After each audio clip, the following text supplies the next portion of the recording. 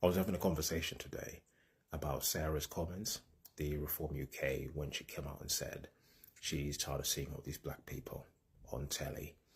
And me and this person were sort of talking about the fact that when you listen closely to everything Reform has been talking about in a variety of different guises, the thing that they're really struggling to say out loud, although it's slipping out now in different ways, is what they want is a white-only country. So we're talking about ethnic cleansing here. That's what they really stand for. And the person said to me, well, if that's true, why would somebody like Zia Youssef be peddling such a racist agenda when he himself is from a marginalized group?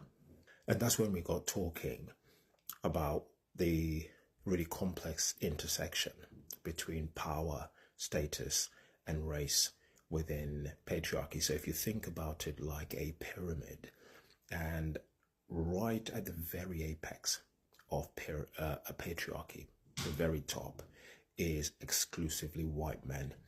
But just underneath that, there are other rooms within the pyramid of patriarchy where you have other men that have got that power and status and are close enough to the apex, but not at the apex. And they are beneficiaries of some, not all, but some of those privileges that are being sustained by that system of oppression. So even though all men are beneficiaries of a system within patriarchy, there are levels to that. So if you think about it this way, if the biggest game in town is for the billionaires who run the country and run all these media outlets, you know, they were making £35 million a day in 2024, whilst we've got, you know, working class communities completely forgotten, children living in poverty.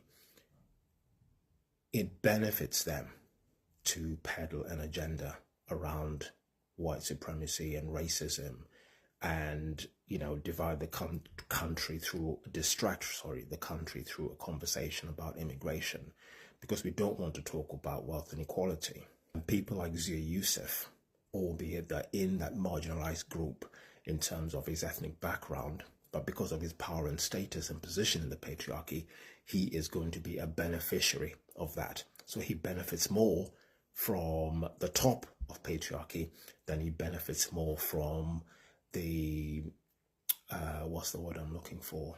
Loyalty to those at the bottom of the patriarchy.